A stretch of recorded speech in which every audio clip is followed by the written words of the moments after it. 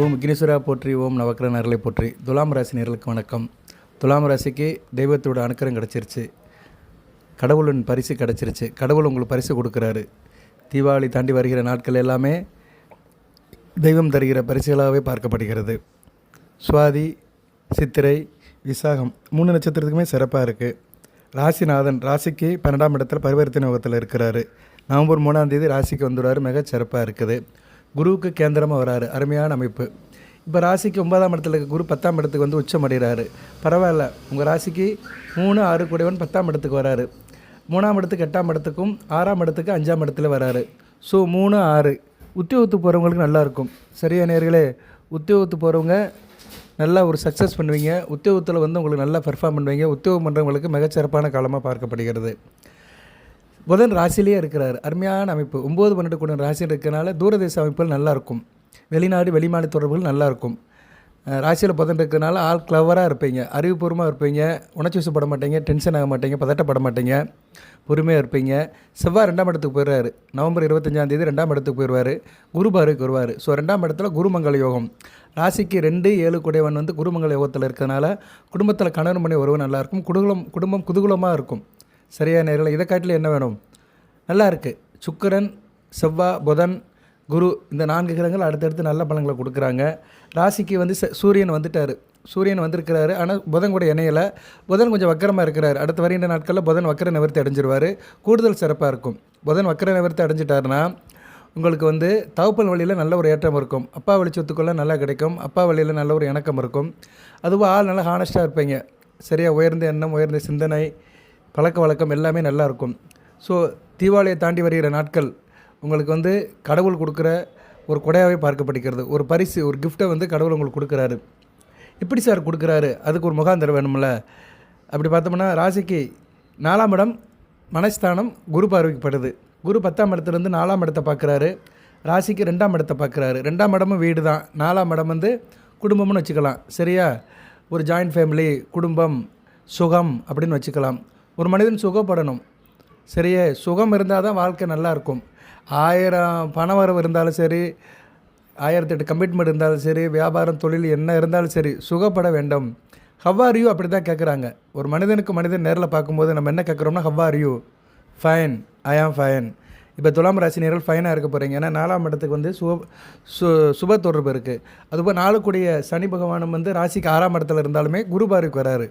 ஒரே நேரத்தில் குரு பார்வை சுக்கிர பார்வைக்கு வர்றதுனால மிகச்சிறப்பாக இருக்கும். ராஜ யோகாதிபதி சுப தொடர்பில் இருக்கிறாரு. ஸோ 4ஆம் இடம் சுகப்படுறதுனால வீடு, மனை, வண்டி வாகன யோகம் கிடைக்கும். ட்ராவல்ஸ், டிரான்ஸ்போர்ட் வச்சுருக்கிறவங்க, அதுபோல் மெக்கானிக்கல், ஆட்டோமொபைல் இன்ஜினியரிங் வேலை பார்க்குறவங்க இவங்களும் மிகச்சிறப்பாக இருக்கும். கூடுதலாக தாய் வழி சிறப்புகள் மிகச்சிறப்பாக பார்க்கப்படுகிறது. அம்மா வழி உறவுகள் நல்லா இருக்கும். விவசாயம் மிகச்சிறப்பாக இருக்கும். ஏன்னா சனி பகவான் வந்து ஒரு விவசாய கிரகம் தான். அதுபோல் சூரியனும் வந்து சூரியனும் வந்து ஒரு விவசாயத்துக்குள்ள கிரகம் தான். 2 கிரகங்களுமே நல்ல நிலைமையில் இருக்குது. அதனால் விவசாயம் பண்ணுறவங்க சிறப்பாக இருப்பீங்க. விவசாயத்துக்கு தேவையான தண்ணி கிடைக்கும், உரம், மற்றபடி எல்லாம் கிடைக்கும். அரசாங்கம் கொடுக்குற மானியம் எல்லாமே கைக்கு கரெக்டான நேரத்தில் வரும். ஸோ துலாம் ராசியில் விவசாய வேளாண் குறிப்பிடங்களுக்கு இந்த காலகட்டம் நல்லாயிருக்கும். டிசம்பர் 5ஆம் தேதி வரைக்கும் நல்லாயிருக்கும். சனி பகவான் வந்து சிறப்பாக இருக்கிறாரு. நவம்பர் 28 வக்கர நிவர்த்தி அடைஞ்சிட்டு போயிடுவார். ஸோ அதுக்கு அடுத்து வருகிற நாட்கள் மிகச்சிறப்பாக இருக்கும். நவம்பர் 28க்கு மேலே கொடி கட்டி பறப்பீங்க. விவசாயம் பண்ணுறவர்கள், தோட்டம் தொரு வச்சுக்கிறவங்க, கால்நடை வச்சுக்கிறவங்க இவங்களுக்கெல்லாம் நல்லாயிருக்கும். ஸோ சனி பகவான் நல்ல பலன்களை கொடுக்குறாரு. பலன்கள் நிறைய இருக்கிறீர்களே. அனைவரும் லைக் பண்ணுங்கள், சப்ஸ்கிரைப் பண்ணுங்கள், பெல் பட்டன் ஆன் பண்ணுங்கள், நோட்டிஃபிகேஷன் எல்லா வீடியோவும் பாருங்கள்.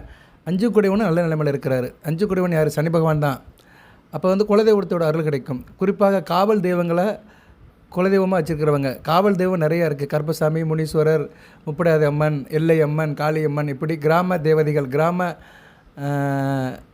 காவல் தெய்வங்களை குலதெய்வமாக வச்சுக்கிறவங்களுக்கு நல்லாயிருக்கும். ஆண் தெய்வமாக இருந்தாலும் சரி, பெண் தெய்வமாக இருந்தாலும் சரி. இந்த நேரத்தில் உங்கள் குலதெய்வத்தோட பேரை டைப் பண்ணுங்கள். ஏன்னா குலதெய்வத்தை கும்பிட்றதுக்கு இந்த காலகட்டம் நல்லா இருக்குது. ஏன்னா பஞ்சமாதிபதி 5 கூடையவன் வந்து இயற்கை சுப கிரகங்கள் பார்வையில் இருக்கிறாரு. அடுத்து வருகின்ற நாட்கள் உங்களுக்கு நவம்பர் 3ஆம் தேதி வரைக்கும் நீங்கள் குலதெய்வத்தை கும்பிடலாம். உங்களுக்கு வாய்ப்பு இருக்குது அப்படின்னா நீங்கள் வந்து நவம்பர் 3ஆம் தேதிக்குள்ளே நீங்கள் போங்க. ஏன்னா நவம்பர் 3 வரைக்கும் தனித்த சுக்கிரன் வந்து சனி பகவானை பார்க்குறாரு, பஞ்சமாதிபதியை பார்க்குறாரு. அதுபோல் குரு, தனித்த குருவும் பார்க்குறாரு. ஸோ இன்றைக்கி தேதி 22 அக்டோபர் 22. அடுத்து வருகின்ற டிசம்பர் 5ஆம் தேதி வரைக்கும் இந்த காலத்தில் ஒரு 12, 13 நாட்கள் இருக்குது. ஸோ இந்த காலகட்டத்தில் குலதெய்வத்துக்கு போகிறதா போங்க. சரியா நேயர்களே? நல்ல விதமாக பார்க்கப்படுகிறது. உங்கள் ஜென்ம நட்சத்திரம் எப்படி சார் வருதுன்னா, ஜென்ம நட்சத்திரம்லாம் தாண்டிடுச்சு. இன்றைக்கி வந்து சுவாதி நட்சத்திரம் கரெக்டாக அமையுது பாருங்கள். இன்றைக்கி வந்து சுவாதி, நாளைக்கு விசாகம். ஜென்ம நட்சத்திரம் வராது. அதனால் நீங்கள் வந்து உங்கள் குலதெய்வத்தை வந்து எப்போ வேணாலும் கும்பிட போகலாம். சனிக்கிழமை கூட கும்பிட போங்க, சனி ஞாயிறு கூட கும்பிடலாம். சரியா நேயர்களே? நமக்கு வந்து இந்த நேரங்காலம் நல்லா இருக்கும்போது நாள் கிழமை நட்சத்திரம்லாம் பார்க்க வேண்டாம், சில நேரம் தான் பார்க்கணும். இப்போ வந்து கிரக நிலையிலேயும் நல்லா இருக்குது. கிரக நிலையில் நல்லா இருக்கும்போது 4 நட்சத்திரம் கிழமை பார்க்க வேண்டாம். நீங்கள் வந்து நேரடியாக இன்றைக்கி விருப்பப்படுறீங்களோ அன்றைக்கி போகலாம். சரியா? நவம்பர் 3ஆம் தேதிக்குள்ளே குலதெய்வ வழிபாடு பண்ணிங்கன்னா நல்லாயிருக்கும். போக முடியாதவர்கள் வீட்டில் வச்சு குலதெய்வத்தை கும்பிடலாம். சரியா? நான் அதை எப்படி கும்பிடணும்னு பின்னாடி சொல்கிறேன், பொறுமையாக கேளுங்க.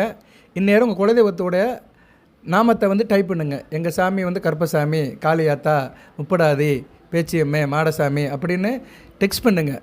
யூடியூப்பில் டெக்ஸ்ட் பண்ணுங்கள். நல்ல விதமாக பார்க்கப்படுகிறது.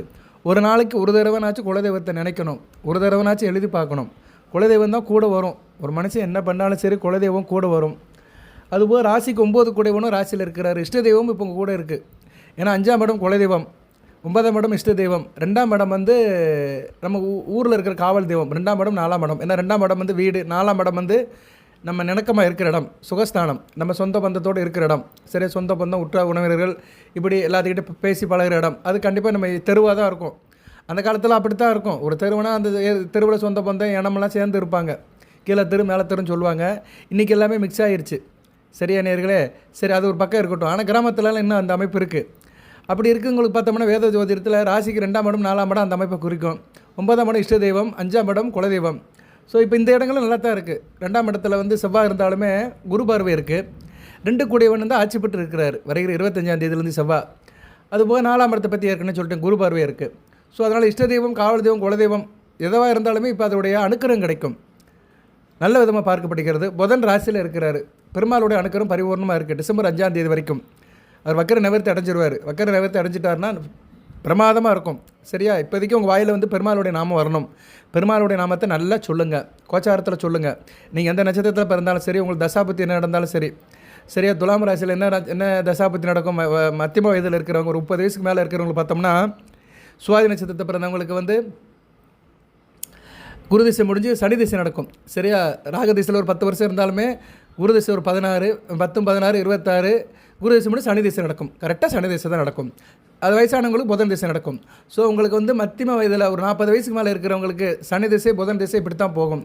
ஸோ கண்டிப்பாக நீங்கள் வந்து பெருமாள் நாமத்தை சொல்லணும். தினமும் பெருமாள் நாமத்தை சொல்லுங்கள். ஓம் கோவிந்தா போற்றி, கோபாலா போற்றி, கோதர்ஷனா போற்றி, மாதவா போற்றி, மதிசூதனா போற்றி, மணிவண்ணா போற்றி, முராரி போற்றி, ஸ்ரீகரி போற்றி, உலகளந்த உத்தமனை போற்றி, உப்பிலியப்பனை போற்றி, திருப்பதி ஏழுமட வெங்கடேச பெருமாளை போற்றி, கல்லழகா போற்றி, சோலைமலை அழகா போற்றி, சுந்தரராஜ பெருமாளை போற்றி, வைகுண்ட வாசனை போற்றி, லட்சுமி நேசனை போற்றி, திருப்பாக்கடல் இருப்பவனை போற்றி, ஆதிசேஷன் அமர்ந்தவனை போற்றி, பாடலாத்திர நரசிங்க பெருமாளை போற்றி, பள்ளியுண்ட சிறுங்கத்து பெருமாளை போற்றி, வடபத்திர சாயியை போற்றி, பிரச்சனை வெங்கடாஜலபதியை போற்றி, காஞ்சி வரதராஜ பெருமாளை போற்றி, அத்திவரதரை போற்றி, அயக்கிரியவரை போற்றி, அழகசிங்க நரசிம்மரை போற்றி, சிங்கசக்தர்தாரியை போற்றி, சீம லட்சுமி நாராயணா போற்றி, 108 திவ்ய பிரதேசத்தில் அருள்வரியும் லட்சுமி நாராயணா போற்றி அப்படின்னு சொல்லுங்கள். நவம்பர் 3ஆம் தேதி வந்து சுக்கிரன் சேர்ந்துருவார் ராசியில். அருமையாக இருக்கும். லட்சுமி நாராயணோகம், சூரிய நாராயணோகம். இப்போ ராசியில் சூரியனும் புதனும் இருக்கிறாங்க. சூரியன் நீசமாக இருக்கிறாரு. சரியா? ஐப்பசி 20ஆம் தேதி வரைக்கும் நீசமாக இருப்பார். அதுக்கடுத்து நீசபங்கம் அடைஞ்சிருவார். இப்போயும் நீசபங்கத்தில் தான் இருக்கிறார். பரிவர்த்தனை சுக்கிரன் வீட்டில் இருக்கிறனால நீசபங்கம் தான். இருந்தாலும் ஐப்பசி 20க்கு மேலே பரிபூர்ணமாக வெளியே வந்துடுவார். நல்ல விதமாக பார்க்கப்படுகிறது. மிகச்சிறப்பாக இருக்குது. நல்லாயிருக்கும். சரியா? இந்த நேரம் வந்து பெருமாளுடைய நாமத்தை டைப் பண்ணுங்கள். குலதெய்வம் தெரியலன்னா பெருமாள் நாமத்தை டைப் பண்ணுங்கள். இன்னொரு கருத்து இருக்குது வேத ஜோதிடத்தில் சொல்லுவாங்க, பெரியவாலாம் சொல்லுவாங்க, குலதெய்வம் தெரியாதவங்க பெருமாளை கும்பிடலாம். சார் எனக்கு குலசாமியே தெரியல அப்படின்னு ஒரு ஐயப்பாடல் இருக்கிறவங்க வந்து பெருமாளை கும்பிடலாம். பெருமாளை குலதெய்வமாக எடுத்து கும்பிடலாம். அது பெருமாள் கோயிலுக்கு சனிக்கிழமை போகிறது. பெருமாளுடைய நட்சத்திரம் புதனுடைய நட்சத்திரம் வர அன்றைக்கி போகலாம். ஏன்னா புதன் வந்து ராசிக்கு பாக்கியாதிபதி. சரி, அதனால் ரேவதி, கேட்டை, ஆயில்யம் இந்த நட்சத்திரம் வர அன்றைக்கி பெருமாள் கோயிலுக்கு போகிறது துலாம் ராசிக்கு சால சிறந்தது. புதனுடைய அணுக்கம் அப்படியே கிடைக்கும். இப்போ புதன் ராசியில் இருக்கிறாரு. ஸோ இது மாதிரி காலகட்டத்தில் நம்ம சில வழிபாடுகளை வந்து அதிகப்படுத்திக்கிட்டோம். ஒன்று வீட்டில் கும்பிடணும், இல்லைனா கோயிலில் போய் கும்பிடணும். இதை வழிபாடு சரி பண்ணிட்டீங்கன்னா நல்லாயிருக்கும். அதுபோல் துலாம் ராசிக்கு உள்ள விநாயகர், சரியா, நிறுத்தி கணபதின்னு ஒருத்தர் இருக்கிறாரு. அவரையும் நீ வழிபாடு பண்ணலாம். நான் துலாம் ராசிக்கு வேண்டிய விநாயகர், லக்ஷ்மி எல்லாத்தையும் அனுப்புகிறேன். லக்ஷ்மி வந்து அஷ்டலட்சுமி. சரியா? துலாம் ராசி நேருக்கு கும்பிட வேண்டிய லக்ஷ்மி அஷ்டலட்சுமி. விநாயகர் வந்து நிறுத்திய விநாயகர். அதுக்கடுத்து வந்து நான் அடுத்தடுத்து போடுகின்ற வருகிற வீடியோக்களில் உங்களுக்கு சவுடுகளை சொல்கிறேன். பெருமாளை வந்து நீங்கள் எந்த பெருமாளை வேணாலும் கும்பிடலாம். சரியா? பெருமாளுடைய நாமம், பெருமாளுடைய நாமத்தை எது வேணாலும் கும்பிடலாம். இப்போ வந்து ராசியிலே புதன் இருக்கிறதுனால, உங்கள் ராசியிலே துலாம் ராசியிலே சுக்கிரன் வீட்டிலே இருக்கிறதுனால மகாலட்சுமி பெருமாளும் இணைஞ்சதை போடலாம். சரியா? மகாலட்சுமி பெருமாளும் சேர்ந்து உள்ள படத்தை நீங்கள் வீட்டில் வச்சு கும்பிடலாம். நான் அந்த படத்தை விட போஸ்ட் பண்ணுறேன். படம் வேணுங்கிறவங்க என்கிட்ட கேளுங்க. சார் துலாம் ராசிக்கு வேண்டிய விநாயகர், லக்ஷ்மி, பெருமாள் படத்தை அனுப்புங்கன்னா கண்டிப்பாக அனுப்புவேன். ஃப்ரீயாகவே அனுப்புகிறேன். 8807457629. ஓகே சார், பழங்கள் எப்படி சார் இருக்குது அப்படின்னா நல்லா இருக்குது. சரியா? உங்களுக்கு கூட சுக்கிரன் அடுத்தடுத்து சந்திரன் செவ்வாய் கூட இணைவதனால உங்களுக்கு வந்து ஆளுமை திறன் அதிகம் இருக்கும். தன்னம்பிக்கையோடு இருப்பீங்க. வைராக்கம் நல்லபடியாக இருக்கும். இவ்வளோ நாளாக தடைப்பட்டு இருந்த காரியங்கள்லாம் மலமலன்னு முடியும். சரியா? தொழிலில் ஒரு மாற்றம் இருக்கும். வியாபாரத்தில் நல்ல லாபம் கிடைக்கும். கடன் பிரச்சனையிலேருந்து வெளியே வந்துடுவீங்க. கடன் பட்டிருந்தால் கொடுத்துருவீங்க. அதுவே உங்கள்கிட்ட யார் கடன் வாங்கினாலும் வந்து கொடுத்துருவாங்க. புதிய வீடு வண்டி வாகனம் வாங்குறது நல்ல ஒரு காலகட்டமாக இருக்கும். ஆடம்பரமான பொருட்கள்லாம் வீட்டுக்கு வாங்கி போடுவீங்க. இந்த யோகம் வந்து ரொம்ப நாள் கழித்து நடக்குது. சரியா? இந்த யோகம் வந்து இந்த உங்கள் ராசிக்கு 10ஆம் இடம், அதுபோக 11 கூடியவன் ராசியில் இருக்கிறாரு. 12ஆம் இடத்துல சுக்கிரன் பரிவர்த்தனை, ராசியில் புதன், அடுக்கிறது 2ஆம் இடத்துக்கு செவ்வாய். இது மாதிரி இடங்கள் நல்லா இருக்குது. தர்ம கர்ம லாப ராசியெல்லாம் வலுப்படுறது வந்து ரொம்ப கிட்டத்தட்ட ஒரு 50-60 வருஷத்துக்கு முன்னாடி இந்த அமைப்பு நடந்திருக்கும். ஏன்னா குரு வந்து இப்போ 10ஆம் இடத்துல இருந்து உங்கள் ராசிக்கு நல்ல இடத்துலலாம் பார்க்குறாரு. 2ஆம் இடம், 4ஆம் இடம், 6ஆம் இடம். இதில் 6ஆம் இடத்தை பார்க்குறது தான் கொஞ்சம் கடன் நோய் எதிரி இருக்கும். ஆனால் 6ஆம் இடத்துல சனி பகவான் இருக்கிறதுனால அது சரி கட்டுப்படும். ஏன்னா 6ஆம் இடத்துல சனி பகவான் என்ற பாவக்கரை இருந்துச்சுன்னா கடன் நோய் எதிரி கட்டுக்குள்ள இருக்கும். தேக ஆரோக்கியம் மிகச் சிறப்பாக இருக்கும். அதுபோல் 10ஆம் இடத்துல குரு இருக்கிறாரு. ஆள் கண்ணியமாக இருப்பீங்க, சாந்தமாக இருப்பீங்க, தத்துவ வார்த்தை பேசுவீங்க. உங்கள் பேச்சில் வந்து ஒரு முதிர்ச்சி இருக்கும். அறிவுபூர்வமாக பேசுவீங்க, தத்துவம் பேசுவீங்க. பணபலம் பயங்கரமாக இருக்கும். இசை அமைப்பவர்களுக்கு நல்லாயிருக்கும். இசை சம்மந்தப்பட்டவர்கள், இசை, சங்கீதம், பாடல் இதில் சம்மந்தப்பட்ட தொழில் இருக்கும், நல்லாயிருக்கும். வண்டி வாகன யோகம் இருக்கும். வீடு மாறுறதுக்கு இந்த காலகட்டம் நல்லாயிருக்கும். சின்ன வீட்டிலேருந்து பெரிய வீட்டுக்கு போவீங்க. சிலவர் வீடு கட்டி போகலாம். வருகிற 28ஆம் தேதி வாஸ்து. ஸோ 28ஆம் தேதி புதுசாக வீடு கட்டுறவங்க தச்சு பதியலாம். சரியா? 28ஆம் தேதி ஒரு நல்ல நாளாக பார்க்கப்படுகிறது. மிகச்சிறப்பாக இருக்குது. உங்களுக்கு இந்த வீடியோவில் ஒரு முக்கியமான நாள், ஒரு முகூர்த்த நாளை சொல்கிறேன் நான்.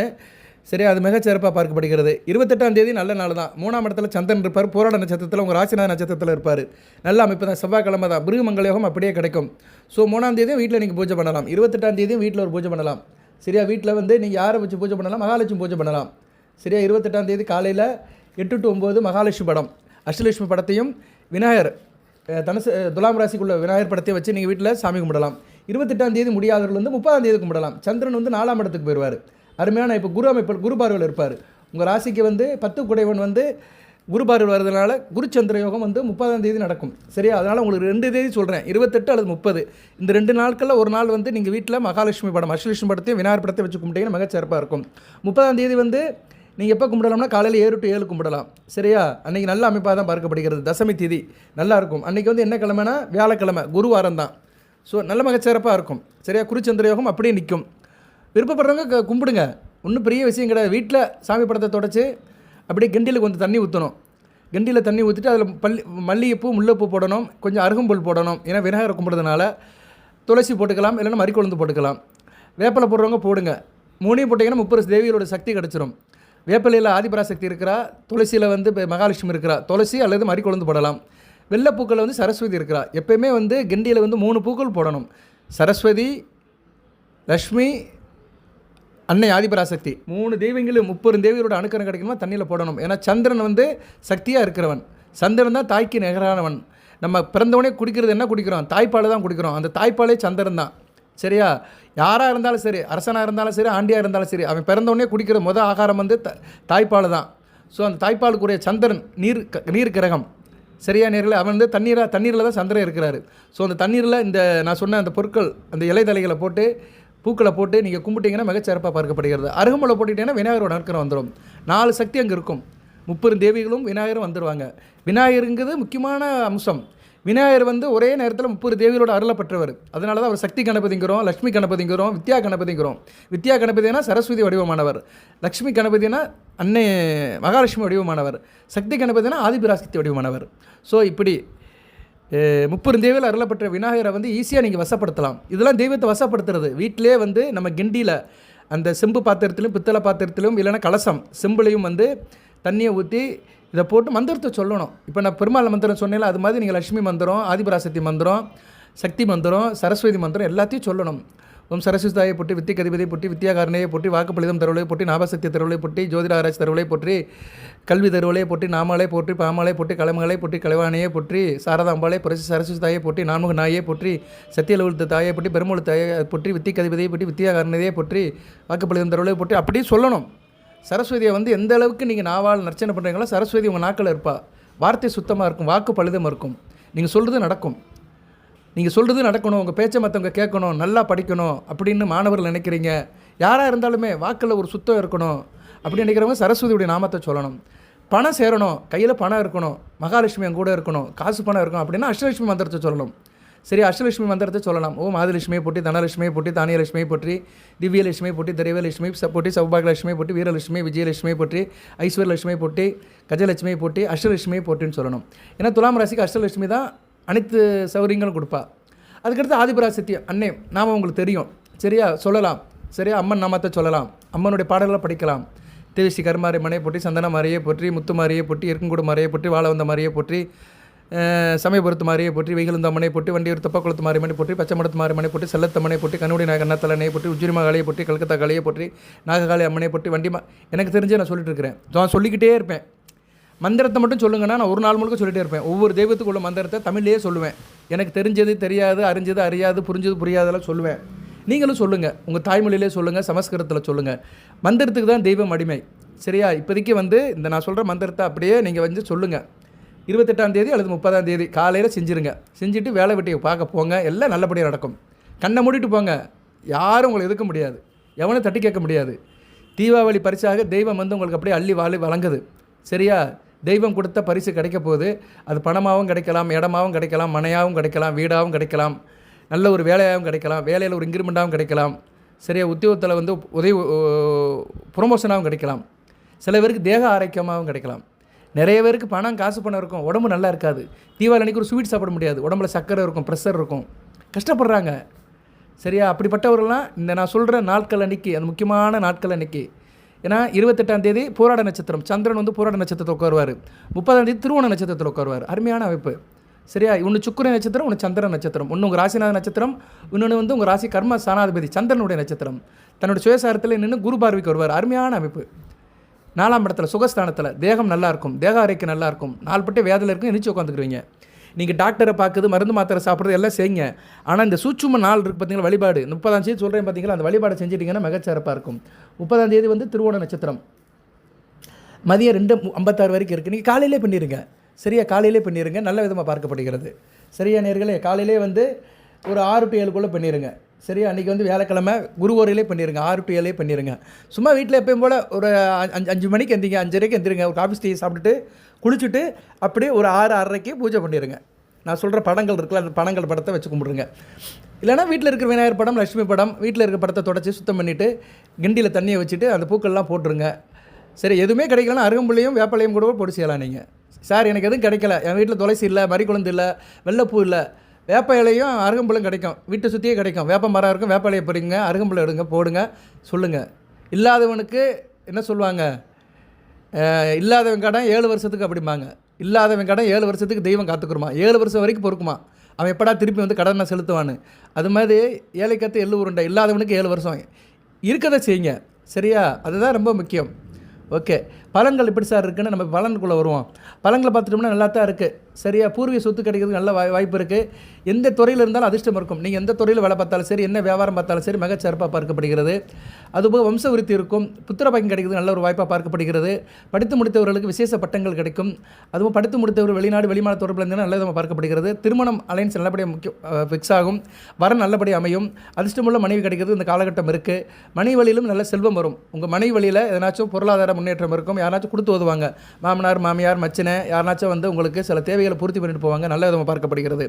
அதுபோல் அறநிலைத்துறையில் வேலை பார்க்குறவங்க நல்லாயிருக்கும். கோயில் சம்மந்தப்பட்ட வேலையில் இருக்கிறவங்க, கோயில் குடமுழுக்கு தர்மஸ்தாபனம் இப்படி நிறைய இருக்குது, கோயில் சம்மந்தப்பட்ட காரியத்தில் இருக்கும், நல்லாயிருக்கும்.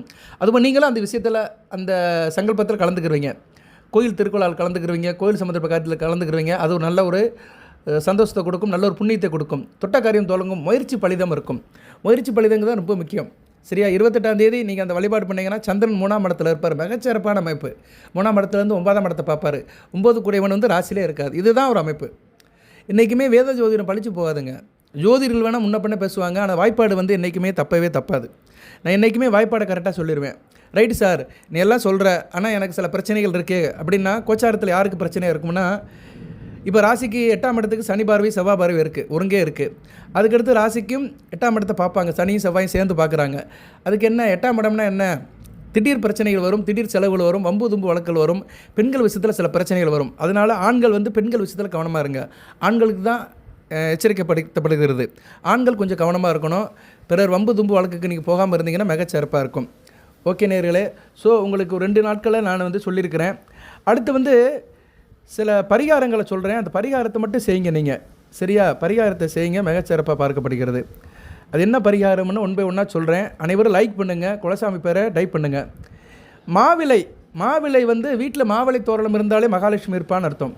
அதனால் என்ன பண்ணலாம், வீட்டில் வந்து ஒவ்வொரு பிரச்சனைக்கும் வந்து மாவிளை தோரணத்தை நீங்கள் கட்டினீங்கன்னா நல்ல விதமாக பார்க்கப்படுகிறது. சரியா நேர்களே? பண்டிகைகள் விசேஷ தினத்தங்களை தான் மாவிளை தோரணம் கட்டணும் கிடையாது, எல்லா நாள்லையும் கட்டலாம். இப்போ உங்களுக்கு பணப்பிரச்சனை சரியாகணும். பணம் பிரச்சனையாக இருக்குது சார், கொடுக்கல் வாங்கல பிரச்சனையாக இருக்குது, டயத்துக்கு பணம் வர மாட்டேக்கு இப்படின்னு பணப்பிரச்சனை ஒவ்வொருத்தருக்கும் ஒவ்வொரு விதமான பிரச்சனை இருக்கும். பணத்தை மையப்படுத்தி நடக்கிற பிரச்சனைகள். பணப்பிரச்சனை இருக்கிறவங்க என்ன செய்யணும்னா, 11 மாவிலை எடுங்க. 11 மாவிலை எடுத்துகிட்டு பச்சை நூலில் கட்டுங்க. இப்படி சுருட்டாக கட்டுங்க. இலையை அப்படி சுருட்டி பச்சை நூலை வச்சு அப்படி சுருட்டிடுங்க. சரியா? சுருட்டிட்டிங்கன்னா ஒரு உருண்டை மாதிரி வந்துடும். சரியா? பச்சை நூலால் அதை அப்படி கட்டிடுங்க. கட்டிட்டு என்ன பண்ணுங்கன்னா, தேன் இருக்குது பார்த்தீங்களா, தேனில் அதை தொட்டு லிங்கத்துக்கு அபிஷேகம் பண்ணுங்கள். வீட்டிலே பண்ணுங்கள். சில பேர் வீட்டில் லிங்கத்துக்கு அபிஷேகம் பண்ணுவாங்க, சில பேர் பண்ண மாட்டாங்க. சரியா? அப்படி லிங்கம் இல்லை சார் அப்படின்னு சொல்கிறவங்க என்ன செய்யணும்னா, நான் வந்து இந்த ஒரு கெண்டியில் தண்ணி வைக்க சொல்லியிருந்தேன் பார்த்தீங்களா, அந்த தண்ணி இருக்குது பார்த்தீங்களா, அந்த தண்ணியை நீங்கள் 28ஆம் தேதியோ 30ஆம் தேதியோ பூஜை பண்ணிவிட்டு மறுநாள் காலையில் எடுத்துகிட்டு என்ன பண்ணுறீங்கன்னா, அந்த தண்ணியை வந்து இதே மாதிரி அந்த 11 மாவிளையை கட்டி பச்சை நூலால் கட்டிட்டிங்கன்னா ஒரு குழல் மாதிரி இருக்கும். அந்த கெண்டியில் உள்ள தண்ணியை எடுத்து வீடு முழுக்க தொளிச்சிருங்க. சரியா? முக்கியமான இடமா பார்த்து தொளிச்சிருங்க. சரியா? செவரோரம் தொளிங்க போதும், லைட்டாக அப்படி செவரோரம். ஓ விக்னேஸ்வரா போற்றி, மகாலட்சுமி தாயை போற்றி, அஷ்டலட்சுமியை போற்றி, ஆதிபராசக்தியை போற்றி, சரஸ்வதி தாயை போற்றி, நமச்சிவாயை போற்றி அப்படின்னு உங்கள் சாமி இஷ்ட தெய்வம், குல தெய்வம், காவல் தெய்வம் எந்த தெய்வத்தை நினச்சி தொளிச்சிருங்க. மிகச்சிறப்பாக பார்க்கப்படுகிறது. லிங்கம் சில பேர் வீட்டில் லிங்கத்தை வச்சு பூஜை பண்ணுவாங்க. அவங்க வந்து என்ன பண்ணலாம்னா, தேனை வந்து அந்த மாவிளையில் தொட்டு லிங்கத்துக்கு அபிஷேகம் பண்ணலாம். அது திங்கக்கிழமை பண்ணணும். திங்கக்கிழமை திங்க உரையில் பண்ணணும். சரியா? பண்ணினீங்கன்னா பணப்பிரச்சனை தீரும். திங்கக்கிழமை திங்கள் ஓரை, அதாவது திங்கக்கிழமை சந்திர ஓரையில் பண்ணணும். இரவு 8 to 9 பண்ணலாம். இல்லைனா காலையில் 6 to 7. 6 to 7 வந்து நிறைய பேருக்கு வசதி வாய்ப்படாது. சாயந்தர நேரம் தான் நல்லாயிருக்கும். நம்ம வேலை வெட்டியெல்லாம் முடிச்சுட்டு வீட்டில் வந்து கும்பிட்றதுக்கு நல்லாயிருக்கும். இதை செஞ்சு நீங்கள் பார்க்கலாம். சரியா நேர்களே? ஒன்று தேனில் அந்த மாவிளையால் அபிஷேகம் பண்ணலாம், இல்லைனா அந்த கெண்டியில் உள்ள தண்ணியை வீட்டில் தொளிக்கலாம். நான் என்றைக்குமே ஒரு சாய்ஸில் தான் கொடுப்பேன். எது நமக்கு வசதிப்படுதோ, எது நமக்கு சாத்தியப்படுதோ அதை தான் செய்யணும். உன்னை செய்கிறேன்னு சொல்லிட்டு நம்ம சங்கடப்படக்கூடாது. அதுதான் இங்கே பிரச்சனையே. செய்கிறேன்னு சொல்லிட்டு சங்கடப்படக்கூடாது, வருத்தப்படக்கூடாது, அதில் போய் இப்போ டென்ஷன் ஆகக்கூடாது, சரியாக பதட்டப்படக்கூடாது. அங்கே தான் பிரச்சனையாக இருக்குது. நிறைய பேர் என்ன பண்ணுவாங்கன்னா, அதை செய்கிறேன் இதை செய்கிறேன், அந்த ஊருக்கு போகிறேன் இந்த ஊருக்கு போகிறேன்னு சொல்லிட்டு வண்டியை பிடிக்கிறேன் காரை பிடிக்கிறேன்னு சொல்லிட்டு செலவு பண்ணிட்டு இருப்பாங்க. அது நமக்கு தேவையில்லை. நம்ம எளிமையாக இருப்போம், இனிமையாக இருப்போம், அதுதான் ரொம்ப முக்கியம். சரியா நேரில் எளிமை இனிமை தான் நமக்கு ரொம்ப முக்கியம். அதனால் நான் சொல்கிறத வந்து நீங்கள் வந்து சுருக்கமாக செய்யுங்க, வீட்டில் செய்யுங்க. அடுத்து வந்து என்ன சார் அப்படி பார்த்தோம்னா, திருஷ்டி. சில பேருக்கு திருஷ்டி இருக்கும். திருஷ்டி வந்து கண் திருஷ்டின்னு கூட வச்சுக்கலாம். சரியா? கண் திருஷ்டி இருக்கலாம். சில பேர் நம்ம மேலே பொறாமப்படலாம். அதுக்கு என்ன சார் செய்யலாம் அப்படின்னம்னா, மாவிலையை வீட்டில் தோரணமாக கட்டலாம். சரியா? 7 அல்லது 9 மாவிலையை வந்து பச்சை மாவிலையை வந்து நூலில் கோர்த்து, பச்சை நூலில் தான் கோர்க்கணும். சரியா? பச்சை நூலுனா எப்படின்னா பச்சை கலரில் நூல் இருக்குது பார்த்தீங்களா, அதில் 7 அல்லது 9 மாவிலையை கட்டிட்டு வீட்டில் வாசலில் தோரணமாக கட்டி விட்டுடலாம். அப்படி கட்டும்போது ஓம் ஐம் க்ரீம் க்ரீம் சாமுண்டி விஷயே நமக அப்படின்னு சொல்லணும். 21 தடவை சொல்லிட்டு கட்டணும். ஓம் ஐம் க்ரீம் க்ரீம் சாமுண்டி விச்சே அப்படின்னு சொல்லலாம். இல்லைனா சாமுண்டீஸ்வரியே நமகான்னு சொல்லிடலாம். சரியா? சாமுண்டீஸ்வரியை நினச்சிக்கிட்டு நீங்கள் அந்த மாவிளை தோளத்தை நில வாசலை கட்டிட்டீங்கன்னா வீட்டில் வந்து தீய கண்ணிலேருந்து வெளியே வந்துடலாம். திருஷ்டி, பிறருடைய தீய கண் பார்வை, திருஷ்டி, பொறாமை, சூது, வாது, வஞ்சம் ஏதோ ஒன்று இருக்குது, பிறர் நம்மளை பார்த்து பொறாமப்பட்டாங்க, அதில் உள்ள இதெல்லாம் அந்த மாவிளை தோரணத்தை வீடு வாசப்பட்டில் கட்டிட்டிங்கன்னா நல்லபடியாக இருக்கும். ஆனால் சாமுண்டீஸ்வரி நாமத்தை சொல்லிட்டு தான் கட்டணும். அடுத்து பொருளாதாரத்தில் செழிப்பு, கடன் பிரச்சனைலேருந்து வெளியே வருது, பண பிரச்சனைலேருந்து வெளியே வருதுக்கு என்ன பண்ணணும்னா, 5 மாவிளை எப்போயுமே கையில் பணம் இருக்கணும். அப்படின்னா 5 மாவிளை என்ன பண்ணணும்னா, பச்சை இலையை வந்து இப்போ எல்லாமே பச்சை இலை தான், பச்சை இலைகளை எடுத்துக்கிட்டு சிவப்பு துணியில் கடிச்சு வச்சுக்கோங்க. சிவப்பு துணியில் கட்டி நீங்கள் பணம் வைக்கிற இடத்துல வச்சுருங்க. வீட்டில் பீரோ, சேஃப்டி லாக்கரு, பணம் வைக்கிற இடத்துல அதை நீங்கள் வச்சுருங்க. அதை வைக்கும்போது ஓம் லட்சுமி தாயே நமக அப்படி சொல்லிட்டு வச்சிடலாம். சரியா? இது ரொம்ப ஈஸி. 5 மாவிலையை எடுத்து சிவப்பு துணியில் அப்படியே பொட்டணம் மாதிரி கட்டிடணும். சரியா? நம்ம விபூதி பொட்டணம் மடிப்போம்ல, அதே மாதிரி மடித்து அப்படியே வச்சிடலாம். அது அப்படியே இருக்கட்டும், ஒன்றும் பிரச்சனை இல்லை. ரைட்டா? இதை செய்யலாம். நீங்கள் அடுத்து கிரக தோஷம் இருக்குது. சனி தோஷம், செவ்வாய் தோஷம், ராகு கேதுகள் தோஷம். இப்போ ஜனன ஜாதகத்தில் 2, 4, 7, 8, 12 இந்த இடத்துல வந்து கிரகங்கள் இருக்குது. ராசிக்கோ லக்கணத்துக்கோ பாவ கிரகங்கள் இருக்குது. சனி பகவான், செவ்வாய், ராகு கேதுகள் இருந்தானா கிரக தோஷம் அப்படிமா. பாவகரங்கள் இருந்துன்னா பாதிக்கும். சரி, 2ஆம் இடம்னா குடும்பத்தை பாதிக்கும், வாக்கை பாதிக்கும், பணப்பிரச்சனை வரும், குடும்பத்தில் பணப்பிரச்சனை வரும். 4ஆம் இடம் சுகம், தேக ஆரோக்கியம் நல்லா இருக்காது. சரியா? உயர்கல்வி படிக்க முடியாது, ஆரம்ப கல்வியும் விளங்காது. அதுபோக வந்து 7ஆம் இடம் கணவர் திருமணமாகாது, திருமண விஷயத்தில் பிரச்சனை இருக்கும். 8ஆம் இடம் திருமணமானாலுமே அந்த வாழ்க்கை நல்லா இருக்காது, குடுத்தனம் பண்ணுறது நல்லா இருக்காது. அடுத்து 12ஆம் இடம் அயன செய்யன போக நல்லா இருக்காது, ஒரே அலைச்சலாக இருக்கும், செலவுகள் அதிகமாக இருக்கும். ஸோ ஒரு மனிதன் ஜாதகத்தில் 2, 4, 7, 8, 12 இந்த இடத்துல பாவகரங்கள் இருக்கக்கூடாது. ஆனால் கண்டிப்பாக இருக்கும், ஏதோ ஒரு இடத்துல இருக்கும். அது இல்லாமல் யாராலும் இருக்க முடியாது. ஏதோ ஒரு கிரகம் இருக்கும். சனி பகவான் இருப்பார், இல்லைனா செவ்வாய் இருக்கும், இல்லைனா ராகு கேதுகள் இருப்பாங்க, இல்லைனா மாந்தி இருப்பார். மாந்தி எங்கே இருப்பார்னு சொல்லவே முடியாது. இங்கே நிறைய பேர் மாந்தியை பற்றி பேசவே மாட்டாங்க. ஆனால் மாந்தின்னு ஒரு கிரகம் இருக்குது, 10வது கிரகம், அது இருக்கும். மாந்தி வந்து அவர் பயங்கரமான கிரகம். மாந்தியை பற்றி பேசணும்னா நான் ஒரு நாள் முழுக்க பேசுவேன். ஆனால் மாந்தியை வந்து யாருமே இங்கே வீடியோவில் சொல்கிறதே இல்லை. ஆனால் நான் ஜாதகம் பார்க்கும்போது மாந்தியை பார்ப்பேன். மாந்திக்கு பார்வை இருக்குது. அவர் தான் இருக்கிற இடத்துல இருந்துக்கிட்டு முன்பார்வையும் பின்பார்வையும் பார்ப்பார். எந்த வீட்டில் இருக்கிறாரோ அந்த வீட்டில் இருந்து 2ஆம் இடத்தை பார்ப்பார், பின்னாடி இருக்கிற 12ஆம் இடத்தை பார்ப்பார், 7ஆம் இடத்தை பார்ப்பார். ஸோ மாந்தி பார்க்குற இடம் நல்லா இருக்காது. ஒரே ஒரு ஆதிபத்தியத்தை வந்து மாந்தியும் சனியும் பார்த்தாங்கன்னா அந்த ஆதிபத்தியம் கெட்டு போயிடும். சரியா? இப்போ மாந்தி வந்து உங்களுக்கு வந்து 2ஆம் இடத்துல இருக்கிறாரு, நல்ல அமைப்பு இல்லை. 2ஆம் இடத்துல இருந்தாருன்னா நல்ல அமைப்பு இல்லை. அவர் 2ஆம் இடத்துல இருந்தாருன்னா அவர் 2ஆம் இடத்துல இருந்து லக்கணத்தை பார்ப்பார், அடுத்து 3ஆம் இடத்தை பார்ப்பார். இப்போ லக்கணத்தை மாந்தி பார்க்குறாரு. அதே மாதிரி உங்கள் ராசிக்கு வந்து சனி பகவான் எங்கே இருக்கிறாரு அப்படின்னு வச்சுக்கிறோம். சனி பகவான் வந்து உங்கள் ராசிக்கு உங்கள் லக்கணத்துக்கு வந்து சனி பகவான் வந்து 11ஆம் இடத்துல இருக்காருன்னு வச்சுக்கோங்க. லக்கணத்தை பார்ப்பார் 3ஆம் பார்வையால். ஸோ ஒரே நேரத்தில் வந்து லக்கணம், நீங்கள் ராசி துலாம் ராசியாக இருந்தாலும் சரி, லக்கணம் வந்து ஒரு லக்கணத்தை பிறந்திருப்பீங்க. ஒரே நேரத்தில் மாந்தி பார்வையும் சனி பார்வையும் லக்கணத்துக்கு இருந்ததுன்னா அவன் நல்லா இருக்க மாட்டான், டோட்டலாக நல்லா இருக்க மாட்டான். அவனால் எதுவுமே செய்ய முடியாது. லக்கணங்கிறது ஆத்மா, உயிர், ஜீவன். சரி, ஆளே உரண்டு போயிடுவான். அதனால் இயல்பாகவே இருக்க முடியாது, சோம்பேறியாக இருப்பான், எந்த ஒரு காரியத்தையும் செய்ய முடியாது, எல்லாத்துலேயும் தடங்கள். இப்படி நிறைய பேர் ஜாதகத்தில் இருக்குது. அவங்க தான் வாழ்நாள் முழுக்க கஷ்டப்பட்டுருப்பாங்க. தொட்டக்காரையும் தொழங்களை, ஒரு அபிவிருத்தி இல்லை, எல்லாமே பிரச்சனையாக இருக்குது அப்படின்னு ரொம்ப பிரச்சனையில் இருப்பாங்க. லக்கணம் கெட்டு போயிடும். அதுக்கடுத்து லக்கணாபதி நல்ல நிலைமையில் இருக்கணும். அவர் நல்ல நிலைமை இருந்தாருன்னா பரவாயில்ல, ஓரளவு ஏதோ போகும். அவரும் கெட்டு போயிட்டாருன்னா கூடுதலாக மோசமாக போயிடும். அடுத்து ராசி, துலாம் ராசி, ராசியாதிபதி சுக்கிரன். ஸோ லக்கணம், லக்கணாதிபதி, ராசியாதிபதி 4 பேரும் கெட்டு போயிட்டாங்கன்னா வாழ்க்கையில் எந்திக்கவே முடியாது. சில பேர் வந்து வாழ்க்கையில் அப்படியே சுருட்டிடுது, சார் என்னால் முடியலை, பிறந்ததுலேருந்து ஒரே கஷ்டமாக தான் இருக்குது, பிறக்கும்போது கஷ்டம், அம்மா அப்பா கிட்ட பிரச்சனை, கஞ்சிக்கு வழி இல்லை, படிக்க முடியல, ஆரம்ப கல்வி படிக்க முடியல, உயர்கல்வி படிக்க முடியல, நல்ல இடத்துல கல்யாணம் பண்ண முடியல, நல்ல பொண்டாட்டி அமையல, பிள்ளை குட்டி இல்லை, வாழ்நாள் முழுக்க துயரம்னா அதுதான். லக்கணம் கட்டியிருக்கும், லக்கணாபதி கட்டு போயிருப்பார், ராசி கட்டு போயிருக்கும், ராசியாதிபதி கட்டு போயிருப்பார். பாவப்பட்ட ஜென்மங்கள் நிறைய இருக்குது. எதுக்கு சொல்ல வரேன்னா இதெல்லாம் வந்து இந்த மாந்தி செய்கிற வேலைகள். மாந்தின்னு ஒரு கிரகம் இருக்குது. சரி, நான் இப்படியே வெளியே வந்துட்டேன் பாருங்கள், உன்னை சொல்ல வந்து வெளியே வந்துடுவேன். இதெல்லாம் இருக்குது உண்மையிலே. இதெல்லாம் நான் அனுபவ ரீதியாக பார்த்துருக்கேன். அனுபவ ரீதியாக நான் ஜாதகத்தை செக் பண்ணும்போது பார்த்துருக்கேன். ஒவ்வொருத்தரும் பிரச்சனை வரும்போது பார்த்தோம்னா அவங்க ஜாதகத்தில் இந்த அமைப்பெல்லாம் இருக்குது. சரி, இதெல்லாம் ஒரு பக்கம் இருக்கட்டும். கிரக தோஷங்கள், நீங்கள் இந்த சனி செவ்வாய் ராகு கேது மாந்தி இந்த கிரகங்கள்லாம் நான் சொன்ன இடத்துல இருக்கிறவங்கலாம் தோஷம் இருக்குன்னா என்ன பண்ணணும்னா, ஒரு பாத்திரம், ஒரு பித்தளை பாத்திரம், சின்ன பாத்திரம், ஒரு 1/4 லிட்டர் பாத்திரம் இருக்கிற மாதிரி தண்ணி எடுத்துக்கோங்க. அந்த தண்ணியில் வந்து ஒரு 7 மாவிலையில் போட்டுருங்க. சரியா? ஒரு மாவிலையில் போட்டுட்டு சாயந்தரம் ஒரு 6 மணிக்கு போட்டுருங்க விளக்கத்தின பின்னாடி. அதை வந்து ஈசான மூலையில் வச்சுருங்க.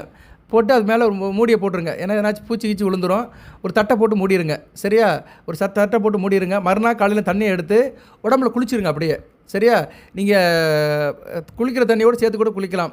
ஏன்னா ரொம்ப தண்ணி வைக்க வேண்டாம். ஒரு 1/4 லிட்டர் 1/2 லிட்டர் தண்ணியில் ஒரு 7 மா இலையில் போட்டாலும் போதும். 7 மா இலைகளை போட்டு ஈசான மூலையில் வச்சுட்டு மறுநாள் காலையில் குளிச்சிருங்க. அதை எடுத்து உடம்புல தெளித்து குளிச்சிருங்க. குளிக்கும்போது ஓ நமோ நாராயண நமக அப்படின்னு 21 தடவை சொல்லுங்கள். ஓ நமோ நாராயண நமகன்னு 21 தடவை சொல்லிட்டு அந்த தண்ணியை உடலில் தெளித்து குளிச்சிட்டிங்கன்னா மிக சிறப்பாக இருக்கும். அதுக்கு திருமண தடைகள் இருக்குது, திருமணம் ஆக மாட்டேக்கு, நல்ல அலைன்ஸ் வர மாட்டேக்கு, தட்டி போய்கிட்டே இருக்குன்னு சொல்கிறவங்க வந்து என்ன செய்யுங்கன்னா 5 மா இலையில் எடுத்துக்கோங்க. மா இலையில் வந்து மகா சக்தி இருக்குது. மாவிலை வந்து பயங்கர ஒரு இதை கொடுக்கும், ஒரு அருள் பிரசாதம். மாவிலையில் வந்து அவ்வளோ மகாலட்சுமி அப்படியே குடியிருக்கிறா, அவ்வளோ அபிவிருத்தி இருக்குது, அவ்வளோ செல்வ இருக்குது. ஸோ மாவிலையில் வந்து நான் சொல்கிற மாதிரி பயன்படுத்திட்டிங்கன்னா வீட்டில் பிரச்சனையெல்லாம் தீர்ந்து போயிடும். ஸோ 5 மாவிலையில் எடுத்து பச்சை நூலில் கோர்த்து பூஜை அறையில் வச்சு ஓம் கணபதி நமக அப்படின்னு 108 தடவை சொல்லணும். சரியா? அது என்ன பண்ணணும்னா மாவிலையை வந்து எத்தனை மாவிலை, 5 மாவிலை, 5 மா இலையை எடுத்துகிட்டு பச்சை நூலில் கோர்த்து கணபதி படத்துக்கு கூட போடலாம். இல்லைனா பூஜை அறையில் அப்படியே வச்சுக்கிட்டு ஓம் கணபதி நமக நிறுத்தி கணபதியை கும்பிடணும். நான் அந்த கணபதி படத்தை உங்களுக்கு அனுப்புகிறேன். என்னையா நிறுத்திய கணபதி, அவர் வந்து கொஞ்சம் டான்ஸ் ஆடுற மாதிரி இருப்பார், கொஞ்சம் அப்படி காலை தூக்கிட்டு இருப்பார். நிறுத்திய கணபதி அந்த கணபதி படத்துக்கு இந்த இதை சொல்லிட்டு சுலோகத்தை சொன்னீங்கன்னா திருமணம் நல்லபடியாக நடக்கும், திருமண யோகம் வரும். அடுத்து வந்து வியாபாரம் தொழிலில் வெற்றி பெறணும். வியாபாரம் தொழிலில் வந்து நஷ்டம் இருக்குது அப்படின்னா 7 மா இலைகள் எடுத்துக்கிட்டு மஞ்சள் துணியில் மடிச்சிடணும். மஞ்சள் துணியில் மடிச்சுக்கிட்டு கடையில் உள்ள பணப்பட்டியில் வச்சிடணும். ஓம் குபேர நமக அப்படின்னு மந்திரத்தை 21 தடவை சொல்லிவிட்டு வச்சுட்டிங்கன்னா வியாபாரம் நல்லாயிருக்கும், தொழிலில் வெற்றி பெறலாம். நல்லா உங்களுக்கு வியாபாரம் தொழிலில் வந்து லாபம் கிடைக்கும். சரியா? பொருட்கள்லாம் நல்லபடியாக இருக்கும், நல்ல லாபம் கிடைக்கும். அதுக்கு வந்து 7 மாவளையை வந்து மஞ்சள் துணியில் கட்டி நீங்கள் வந்து கடையிலையோ இல்லைன்னா வியாபாரம் பண்ணுற இடத்துல புட்டியில் வச்சிடணும். சரியா? இதில் முக்கியமானது கவனிக்க வேண்டியது என்னென்னா இந்த மா இலைகள் எல்லாம் பச்சையாக இருக்கணும். சரியா? புதிய மாவிலையாக இருக்கணும், ஃப்ரெஷ்ஷாக பறித்து கொண்டு வந்து செய்யணும். அதுபோல் பரிகாரம் செய்யும்போது கவனச்சிதறல் இருக்கக்கூடாது. மனதை வந்து ஒருமுகப்படுத்திட்டு முழு நம்பிக்கையோடு செய்யணும். இது நடக்கும் அப்படின்னு நினச்சிட்டு செய்யணும். சந்தேக பார்வையில் செய்யக்கூடாது. இந்த ஆள் சொல்லிட்டு போய்ட்றானே இதை நம்ம செய்யவா வேண்டாமான்னு சந்தேகம் இருக்கக்கூடாது. என்றைக்குமே சந்தேகப்பட்டு எந்த காரியத்தையும் செய்யக்கூடாது. அதுவே மந்திரங்களை உச்சரிக்கும் போது தெளிவாகவும் சரியாகவும் உச்சரிக்கணும். சமஸ்கிருதம் தெரியலன்னா தமிழ்லேயே சொல்லிக்கலாம். அடுத்து வந்து பரிகாரம் செய்கிறதுக்கு முன்னாடி இந்த வழிபாடுக்காரம் செய்கிறதுக்கு முன்னாடி சுத்தமாக குளிச்சுடணும். குளிச்சுட்டு சுத்தமான ஆடைகளை வச்சுக்கணும். என்ன துவைச்ச ஆடைகளை கட்டிக்கணும். ஆண் பெண் யாராக இருந்தாலுமே சுத்தமாக குளிச்சுட்டு சுத்தமான ஆடைகளை கட்டி நெத்தியில் விபூதியோ குங்குமோ இருக்கணும். எப்போயுமே நெத்தியில் வந்து பூஜை புனஸ்காரம் பண்ணும்போது நெத்தியில் ஆண்கள்லாம் விபூதி இருக்கணும், பெண்கள்லாம் குங்குமம் இருக்கணும். மனதையும் உடலும் சுத்தமாக வச்சுட்டு செஞ்சிங்கன்னா மிக சிறப்பாக இருக்கும். பொதுவாக மாவிலை வந்து நம்ம பாரம்பரியத்தில் நம்ம இந்து சம்பிரதாயத்தில் வந்து ரொம்ப ஒரு சுத்தமானது. மாவிலை வந்து ரொம்ப முக்கியமானது. யாகம் கும்பாபிஷேகம் எதுவாக இருந்தாலும் சரி மாவிலை தான் ரொம்ப முக்கியமாக பயன்படுது. ஏன்னா மகாலட்சுமி அதில் வந்து வாசம் பண்ணுறா, நல்லபடியாக இருக்கும். சரியா நேர்களே? உங்களுக்கு தீபாவளி பரிசாக தெய்வம் தருகிற பரிசாக இதை நீங்கள் எடுத்துக்கோங்க. பலன்களையும் சொல்லியிருக்கிறேன், சில சின்ன சின்ன பரிகாரங்களும் சொல்லியிருக்கிறேன். எந்தெந்த விஷயத்துக்கு என்னென்ன பரிகாரங்கள், அதுக்கு எத்தனை மாவிலைகளை யூஸ் பண்ணணும்னு சொல்லியிருக்கிறேன். இந்த வீடியோ இன்னொரு தான் திருப்பி கேட்டிங்கன்னா தெளிவாக இருக்கும். இதெல்லாம் வீட்டிலேயே செய்கிறது தான், இதுக்கெல்லாம் நிறைய தேவைப்படாது. சரியா? விலைகள் தான். மாமரத்துலேருந்து இலைகளை பறிச்சுட்டு நீங்கள் அப்படியே செய்யலாம். செஞ்சீங்கன்னா பிரச்சனை தீரும். இன்னும் நிறைய இருக்குது. அடுத்தடுத்து வரை இந்த வீடியோவில் போடுறேன். ஒரே வீடியோவில் சொல்லி நம்ம கன்ஃபியூஸ் பண்ண வேண்டாம். நிறைய சொன்னோம்னா இதை செய்வா அதை செய்வான்னு நிறைய பேருக்கு பிரச்சனை வந்துடும். நீங்கள் எல்லாத்தையும் செய்ய வேண்டாம். யாருக்கு என்ன பிரச்சனையோ அதை மட்டும் செய்யுங்க. சரியா? மிகச்சிறப்பாக பார்க்கப்படுகிறது. வாழ்த்துக்கள். எல்லாம் வல்ல இறைவன் துலாம் ராசி நேயர்களுக்கு சித்திரை சுவாதி விசாக நட்சத்திர நேயர்களுக்கு சில சௌபாகியத்தையும் சில ஐஸ்வர்யத்தையும் சில நன்மையிலையும் கொடுப்பார். அனைத்து வளநலங்களை பற்றி தேக ஆரோக்கியத்துடன் தீர்க்காயலுடன் நீடியோடு வாழ்க, நிறைந்த வளம் பெறுக. நன்றி நேயர்களே.